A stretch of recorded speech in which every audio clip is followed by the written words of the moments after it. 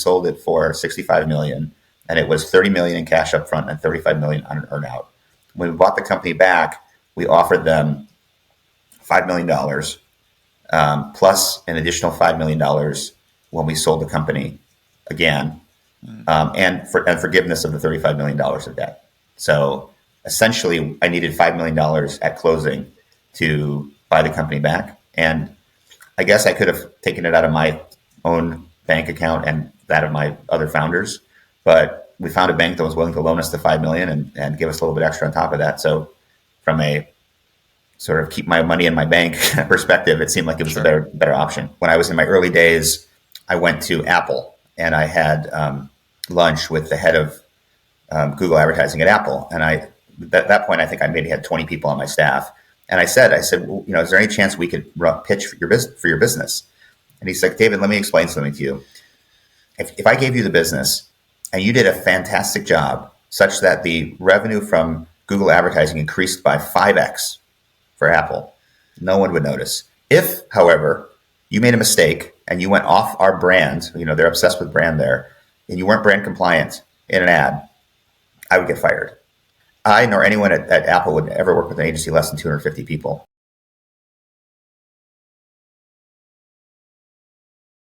David, I appreciate you joining me today. I'm looking forward to this conversation. David has been a marketer, lifelong marketer, and then built an agency from the ground up to about 300 employees.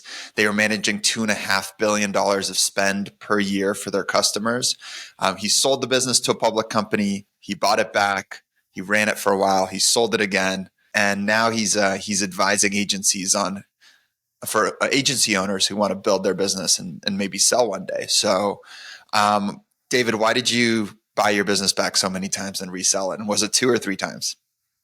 I bought it back once, and we sold the business technically 3 times. The reason I bought it back was not some genius strategy. It was that the company that originally bought us came on hard times, and as part of the purchase agreement, over 50% of our valuation on the deal was on an earnout. So it was a 3-year performance-based earnout where we had to hit certain metrics to get the full payment. And we hit that full payment, and the money was due to us, and they just didn't have the capacity at the time to pay it. So we tried to hire an investment banker and try to look at some white knights that would come in and buy the company. And I actually even flew to 2 of my biggest competitors. I flew up to their offices and tried to present them the case as to why they should buy us and why it would be a great return for them.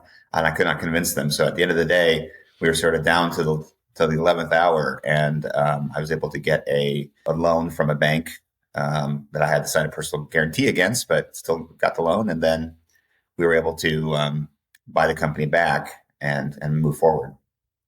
So the company was actually doing really well, I assume, because you hit your earnouts, right? This wasn't a situation where you had sold them the company, they had ruined it, and then you were buying back, which is a story that I've heard quite a bit. This was a situation where sounds like you grew the business and then you were happy to take it back. Yeah, there were sort of 2 interesting things about this transaction. The first one was because so much of my valuation was on an earnout, I told the acquirer, I said, listen, we have to run this company independently until you pay us what you owe us. And that was a decision we made early on that was really smart because we kept the accounting team separate, we kept the legal separate, HR, et cetera, so that when we did end up having to buy the company back, it was a very seamless experience. It was very easy.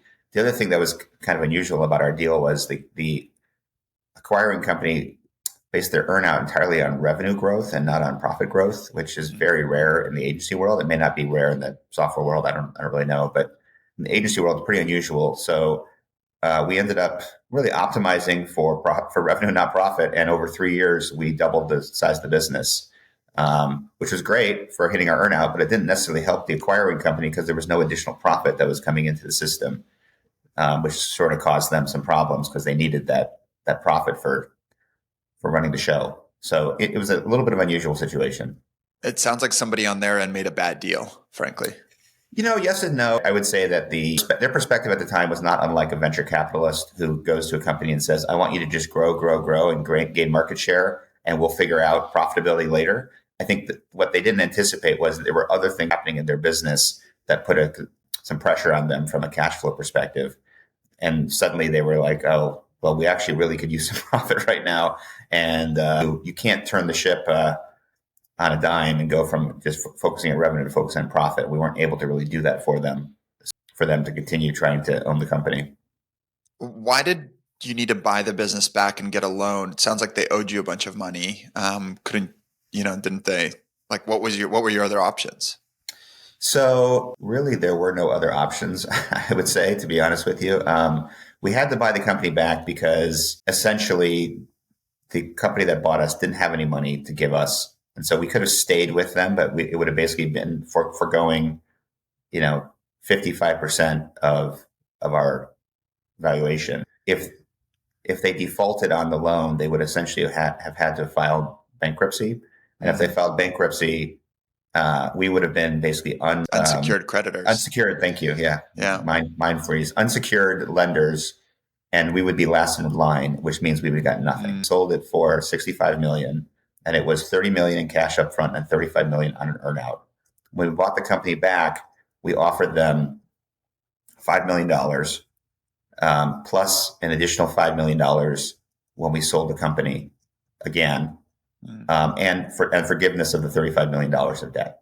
So essentially, I needed $5 million at closing to buy the company back. And I guess I could have taken it out of my own bank account and that of my other founders, but we found a bank that was willing to loan us the $5 million and give us a little bit extra on top of that. So from a sort of keep my money in my bank perspective, it seemed like it was a better option.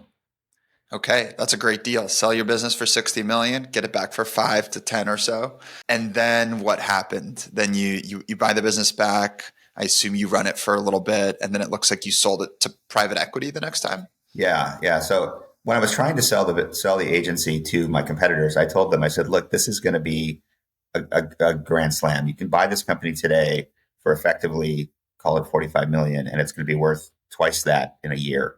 And I think people see these pitches all the time. It's the proverbial hockey stick in the future. Like this year we're doing X, but next year we're going to do 3X. And of course, people are jaded and skeptical of that. And I don't blame them, but that's essentially what happened. We bought the company for around 45 million, and then we immediately went to work to improving the profitability or the EBITDA of the business. And we pretty much more than doubled the profitability in a year just by focusing on profit and not revenue.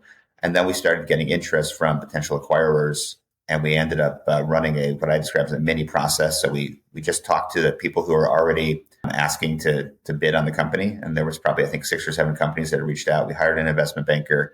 And through that process, we found really, I would say, 2 family offices in Chicago that had their own private equity arms. So you can call it private equity, you call it family office, that wanted to invest in the company. And so we took them on as our partners. And at that point, they bought a majority of the business. I became a minority shareholder, and we moved forward from there.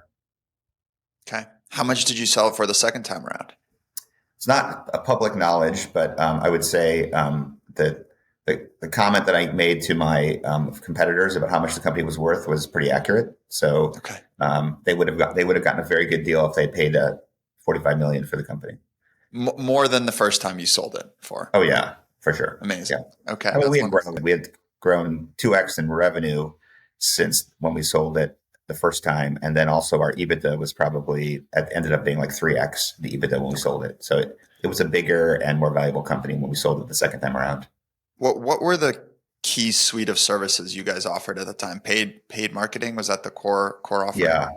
Yeah. I think that I always like this the Bill Gurley approach of the economic moat. I think maybe he stole it from Warren Buffett, but the concept that every business has a castle that needs to protect with a moat, and our castle has always been Google advertising, search engine marketing, and maybe secondarily other forms of paid advertising, paid social, mobile advertising, video advertising, OTT, things like that. But really, if you look at our business, and you sort of said at the top of the hour, that we managed $2.5 billion of media spend. The large percentage of that, at least when I was running the company, was Google advertising.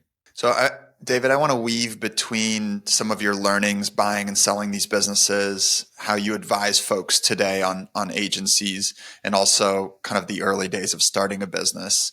I'm just curious for now, are you still in the game? Like, do you spend any of your attention and time learning or doing search engine marketing, or have you hung up that hat and moved on to other things? No, I mean, I think I've grudgingly hung up the hat, and I probably did it probably 5 years ago. I really enjoyed it. I think like search engine marketing to me was like a dream job because I love sort of arbitrage and I love tweaking numbers and seeing performance improve. But I also, at some point, sort of embraced this notion that the job of an entrepreneur is to fire himself from jobs.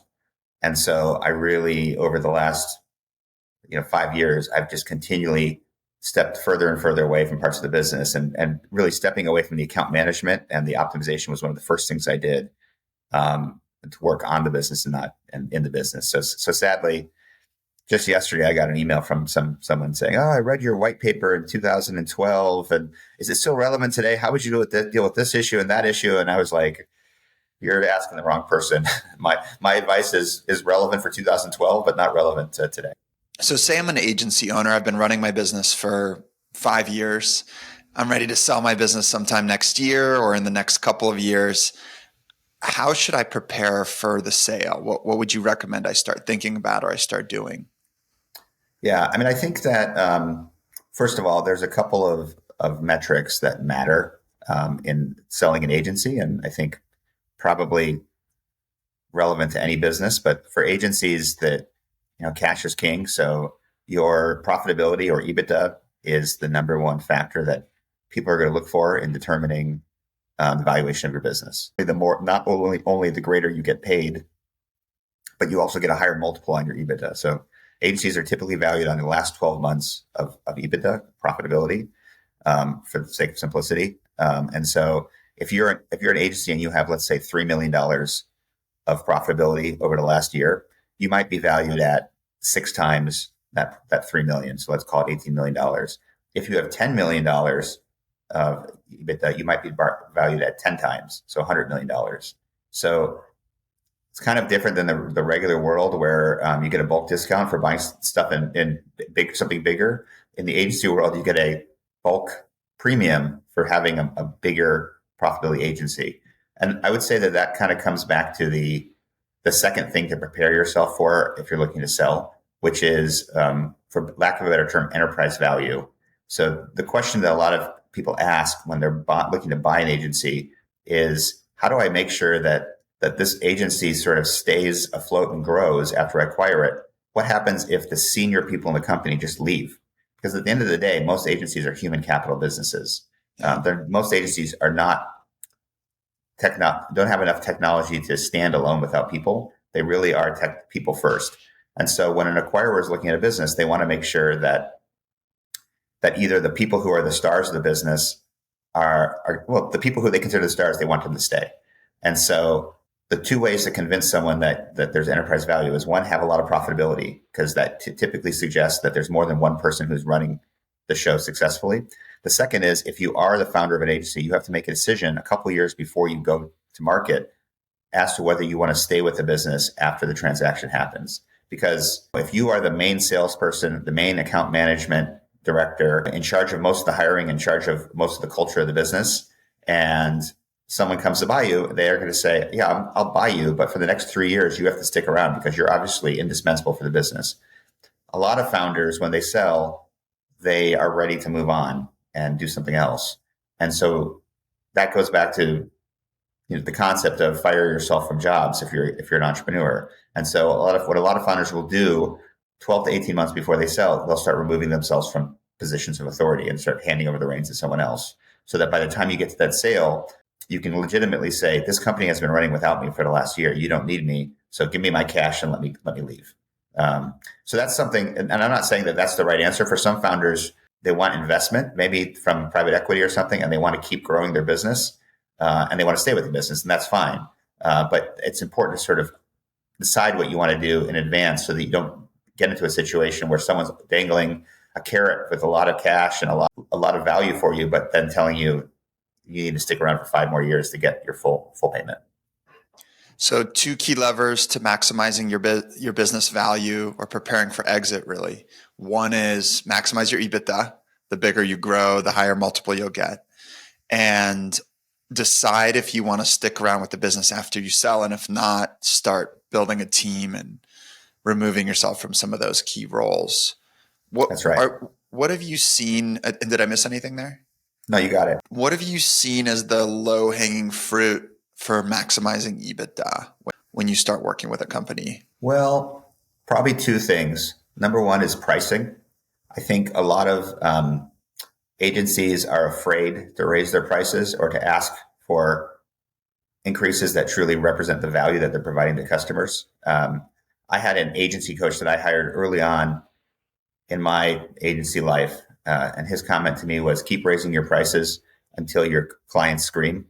And it sounds kind of mean, I guess, but in a lot of ways, it's better to sort of have 3 out of 10 potential clients say no to you because you're too expensive, and then have the other 7 pay you at a premium, than to make all 10 of them happy, but end up having lower results. So in my case, when that coach told me that, I was charging $2,000 a month as my minimum fee, and he said raise that to $5,000 a month, and I thought that's crazy. No one's going to pay it.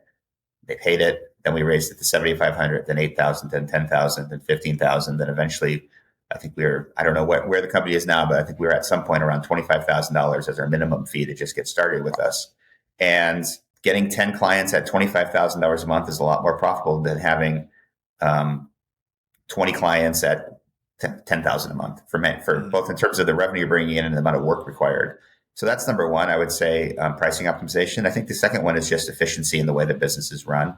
A lot of agencies, I would say, probably make 2 mistakes. One is they don't build repeatable process, so that they don't have to reinvent the wheel. So they end up sort of hiring a lot of smart people to do smart things, but they're not really efficient in the way that they're doing those things because they're reinventing the wheel every day.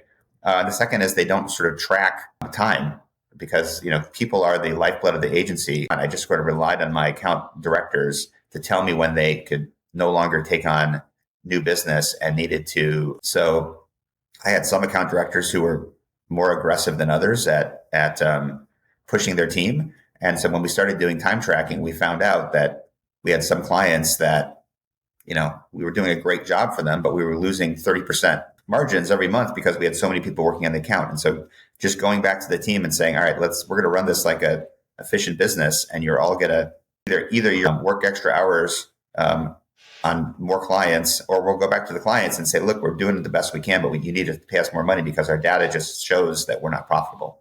So those are the kind of things that I think can turn EBITDA around in many cases.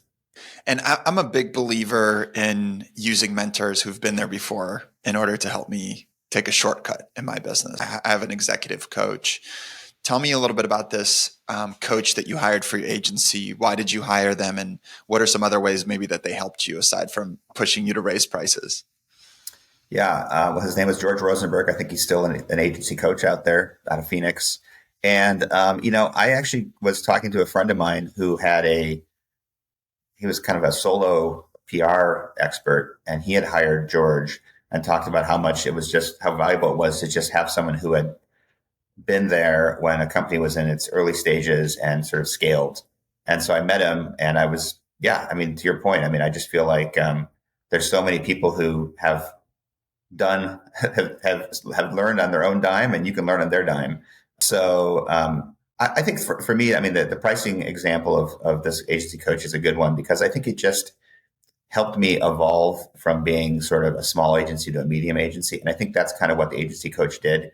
He was constantly sort of telling us like, well, I remember he worked with a sports marketing company, and, they had 3 or 4 people, and he would sort of explain to me how did they scale to the next level, how they changed their pricing, how they changed their marketing, what their positioning was to bigger clients to sort of get your foot in the door and grow. I worked for this coach for probably a year, and then I feel like I had gained everything I needed to gain from him and moved on. And that's kind of what I'm trying to do with my consulting. I'm not necessarily doing it so that I can pay for retirement. I'm doing it because I really do enjoy seeing companies have this aha moment when they realize that there's a different way of doing things, and the way that they've been doing it is not going to work.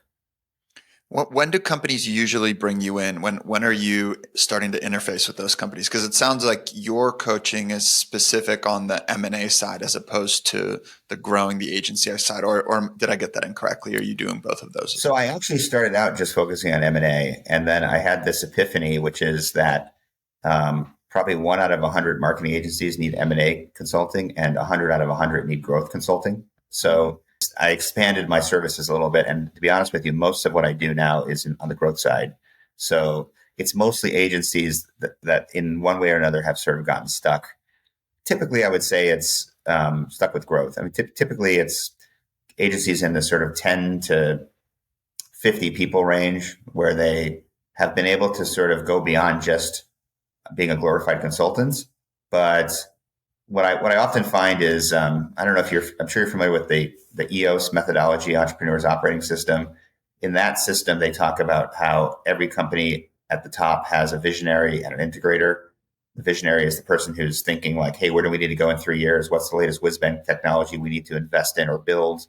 And the integrator is the person who puts out dumpster fires. Let's make sure that payroll comes out on time, and et cetera. And I find that a lot of agency founders, and maybe founders in general, are visionaries. They're excited about reinventing the wheel and breaking things, but they're not particularly good at scaling. And so a lot of agencies get stuck at this like 25, 30 people level, where it's the founder has to step aside and let other people sort of take leadership roles. And he has to hire professional operators to sort of manage the day to day.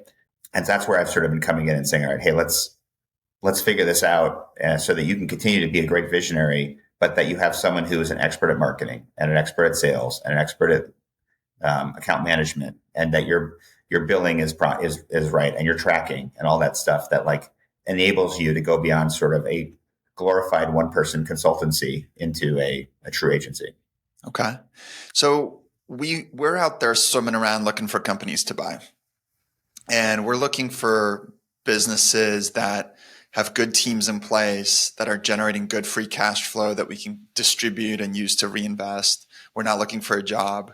And we're also looking for businesses that are going to be around for a long time. If you're advising me on what types of businesses to buy, what size of business to buy, what's some guidance you can give me as I'm out there as a potential acquirer? That's a tough one. I mean, I think you're making some ballsy investments. I think if I saw it correctly, that you bought Scribe, which is the company that published my first. I have a book and a fake publisher company that I created that I used through Scribe. Awesome. So the question is, what would you look for in a company? I would say like a product that customers are generally happy with and feel is somewhat indispensable, but just isn't being managed well by the people running the show, either in terms of bad culture or lack of accountability around finances, something that indicates that this is a good business, but just with bad management. So maybe Scribe is a good example of that. Where, I mean, from my experience, it was when the book came out, I was very happy with it, but it seems like the company was, at least towards the end, making a lot of investments in the wrong things, and had a little bit of a cult of personality problem. We bought this business called Scribe Media. It's the leading hybrid book publishing company. So if you don't want to go with a traditional book publisher like Penguin Random House, but you want to get your book out into the world, you can go to Scribe, and they will help you design, write, strategize, publish a beautiful book out into the world. What was your book about, David, and why did you write it?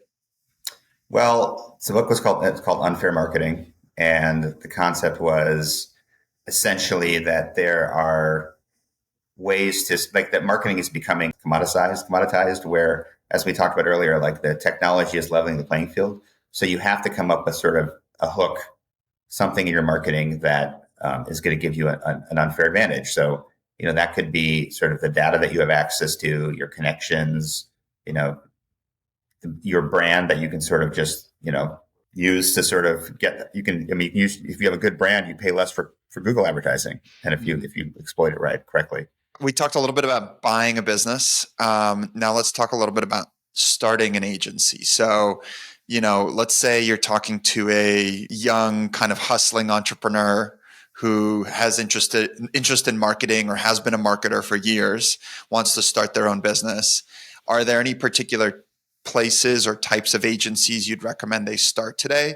And how would you start? Right? It's just me and a friend. How do we get off the ground?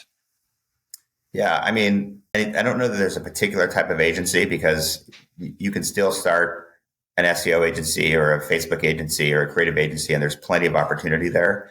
I think to get started, I would say just very succinctly, there's two things that sort of matter. Number one is, when you're starting an agency, you have to win on superior performance. You have to convince someone that you're going to do better than their in-house team or any other agency. And so I would actually describe this as a FOMO agency, fear of missing out. In other words, I'm going to work with you, even though you're just a new agency, because you're just going to drive better results for me. That's different than a large agency, an established agency. In many cases, the established agencies are more what I would describe as a FOMO agency, which is a fear of messing up agency. So when you're working with a big holding company or a 300-person independent agency, you're sort of choosing that agency not because you think they're going to be absolutely better than your internal team or another agency at marketing. You choose them because they're safe. So someone starting a business, that's the opposite. You're very unsafe. You're just one guy. You likely don't have an office. You might be using a Gmail account still. So you really need to convince people at that point that it's worth the risk to work with me, because if you don't, your competitors are going to work with me and they're going to get better results, and then you're going to be in trouble. So that's the sort of emotional appeal I think you need to apply when you're starting an agency. The other thing I would say, my number one piece of advice to any agency founder in terms of growing their agency, is to be top of mind with as many people as you can. And I find myself that every day I get emails from people that say, hey, I'm looking for this kind of agency or this kind of consultant. Can you help me find this person to work with my business? And in many cases, the person that I recommend is someone that I've spoken to in the last 3 or 4 days. So the easiest thing you can do as a new agency or consultancy is find a way to write 25 people in your network every month. And it doesn't have to be super specific. Hey, I see that you're in for-profit education, and I just saw this report from the Department of Education that says that for-profit is going to grow 20% a year. Something that's very targeted. It can literally be, hey, Bob, I haven't talked to you in a couple of weeks. I just wanted to check in. Hope everything's well. I don't know if you're watching the 49ers. They look great. And everything's going well with me. I'm still doing search engine optimization as a consultant. If you or anyone you know needs any help, please reach out. If you send 25 of those a month, you'll start to build your business. A lot of times people are shy, or or maybe they're arrogant and they just think people are naturally going to find their business. But something like that is such a low cost, low pressure way of just getting a lot of people to remember you, and you will get business that way. I guarantee it. So those are my two pieces of advice. Do you think at all about customer type selection when you start? So, my naive brain thinks to myself, okay, it's probably easy for me to find and pick up a few customers that are small business owners, right? This person owns a dry cleaners over here, or they own a small plumbing shop, and I can get in front of them. If I get in front of enough people, I can eventually convert some of them. But are those the best customer types? I don't know. Maybe it's easy for me to get in front of startups. Are those the best customer types? I don't know. Should I be focusing on one industry? I've seen people specialize in just plumbing companies, for example. Or should I go for much bigger customers that are much harder to get, but once I land them, they're going to pay me more. They're going to be more consistent. What are your thoughts around customer type selection?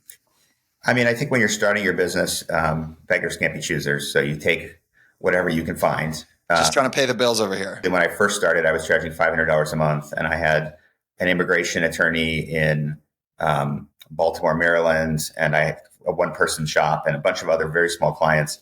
I will say that small clients are typically end up being bad clients. I'm sorry to say, as much as we want to help small businesses want to pay you less money, want more of your time, are less savvy, and churn more quickly. So it is kind of a hamster wheel to try to keep a business scaling with small clients. The flip side of that is, as we talked about, this concept of fear of messing up, the FOMO, it's almost impossible to win a big client as a startup consultancy or agency. I remember when I was in my early days, I went to Apple and I had lunch with the head of Google advertising at Apple. And at that point, I think I maybe had 20 people on my staff. And I said, well, is there any chance we could pitch for your business? And he's like, David, let me explain something to you. If I gave you the business and you did a fantastic job such that the revenue from Google advertising increased by 5x for Apple, no one would notice. If, however, you made a mistake and you went off our brand, they're obsessed with brand there, and you weren't brand compliant in an ad, I would get fired. He said, I nor anyone at Apple would ever work with an agency less than 250 people because of that reason. So the truth is that for most agencies, you have to sort of start out somewhere near the bottom and work your way up. Certainly, to your point, if you are specialized, if you're like an expert at multifamily housing marketing, it's going to help you get some bigger clients because you can sort of establish some of that confidence right away. If you focus on something, then you also run the risk that you pigeonhole yourself as that's all you do. So there's a little bit of a balance there. And what I've heard is there's pros and cons of working with startups. The pros are every once in a while, a startup will explode and you get to, meaning like grow fast, and you get to grow with them fast, and they'll end up spending a lot of money with you. Two is there's always new startups getting new funding. So there's kind of an endless pool of potential new customers. But of course, the downside is that 8 out of 10 of them won't survive. Some of them won't even make it a year. So you might be onboarding a customer, you might be losing a customer. Was that kind of your guys' experience? I would say that's pretty accurate. I remember I had a meeting with Google. We used to have annual meetings with Google where they would tell us how are we doing against other agencies of our size. And they came in and they said, well, the bad news is compared to other agencies, you are in last place in terms of client retention. You're losing a lot of clients. But the good news is you're growing 58% faster than any other agency in our pool of clients. And I said, look, I don't like losing clients, but I'm okay with if I'm the fastest growing agency, even with the most loss, I'm okay with that. And that was, to your point, exactly what was happening. We would have all these high flying companies that would come in that would raise a $30 million Series A, and they would, in 18 months, they might flame out. But for every one that flamed out, we got 2 or 3 that really sort of took off. I think the best story I can share on that point was I had a client who had been with us multiple times. We had met him when he was working at Square, and Square was a client of ours. And then he went somewhere else and brought us in. And he went to another startup and he said, David, I'm at this startup. I know your minimum is like $10,000 a month. I cannot afford to pay that. And I said, look, you're a smart guy. We like startups that are fast growing. Just tell me how much you want to pay and we'll work with you. I don't care. You pick your number. So he picked, I think, $3,500 a month. So a third of what we would normally charge. 6 months later, we were billing them $70,000 a month. And the company was Open Door, Wow. which had a great trajectory. I think still doing pretty well. But we went from him and 3 other guys in a room to being part of this multi-100-person company in less than 6 months. And they became, for a while, one of our biggest clients. So that's kind of an example of how the startup system, you can take these risks, and sometimes it does really pan out. Yeah, it can really grow or blow up in your favor. Well, you touched a little bit on multiples earlier for agencies. Can you give me a sense of scale at different levels? What are people paying? You can talk about ranges and so on. Yeah, the range is literally between 1 times your last 12 months earning and 20 times. And if you're getting paid at 1 times last 12 months of profit or EBITDA, you're probably under $1 million of EBITDA. So 500,000, really not really an enterprise sized business, but maybe you have a client that someone wants, or maybe someone wants to acquire you. When you get into sort of the $3, $4, $5 million of EBITDA range, then you're looking at maybe 6, 7, 8 times last 12 months EBITDA. When you get over 8, 9, 10 million, then you're looking at anywhere from 8 or 9 times EBITDA to 10, 11, 12 times EBITDA. And then in rare instances, when you have a company that's doing 25 million of EBITDA, 30, 40 million of EBITDA, and is growing very quickly, even at that level, you get into situations where someone may pay upwards of 20 times EBITDA to win that business or to acquire that business. So it really varies dramatically. And I mean, I think one way to think about it is, if you're at $1 million of EBITDA and you see a clear line of sight to 3 million, 4 million, sometimes it makes sense to wait a year because you're not going from 1 million to 3 million EBITDA. You're not tripling your valuation. You may be increasing it by 5 or 10x. And what do you see as healthy net margins for these types of businesses at scale? I'd say 15 to 25% is kind of the range that you typically see. I think if you can hit 20%, then that's a really good place to be because especially if you're looking at a holding company, one of these big New York mega agencies acquiring you, they want your business to be accretive to theirs. So they don't want to acquire, if they're doing 16% EBITDA, they don't want to acquire a business doing 10% EBITDA because that actually brings their EBITDA down. So if you can do 20%, that's probably a good number to achieve. And does that suggest a gross margin of around 50%? Is that right? Depends on the business, but 50% upwards of 65%, I would say, is the range that you typically see. Some companies are more efficient. Some people are making sort of more long-term investments. And so the gross margin can take a greater chunk out of the profitability. But yeah, that's kind of the right range. Okay. So David, you've had this wonderful career. You built your business, you sold it, you bought it back, you sold it again very successfully. Looking back, what are some regrets that you have on your career, things you would have liked to do differently? That's a good question. I would say in some respects, the fact that we went through so much mergers and acquisition behavior, we sold in 15, we bought it back in 18, we sold in 19, we sold in 22. I feel like I ended up I sort of jokingly say I got an MBA in M&A, and I spent a lot of time sort of not even working on the business, but working on the financial transaction. And I think that, look, we had a great outcome financially. It was beyond anything I could have imagined. But in hindsight, if we had not had to go through all of that rigmarole and I could have just focused on the business, I think I could have taken it to even greater heights. And I think I could have had even a greater outcome. So, I think it was kind of unavoidable, most of it. It all sort of started when we sold the first time and we had to sort of extract ourselves from that situation. And from that point forward, we were sort of constantly in some sort of negotiation to have a financial outcome. But that's maybe the one thing that I have some hindsight regret on. Again, I'm very happy with where we ended up. And, that was when I started the business in 2008 in a coffee shop in Pacifica, California. If someone had said to me, you're going to sell this business 3 times for in aggregate over $500 million, I would say, sign me up. David, this has been wonderful. I appreciate you taking the time and sharing your story. Thank you so much. Thank you. Yeah, great questions. And thanks for putting this podcast together. I think it's really valuable to people. Yeah, my pleasure.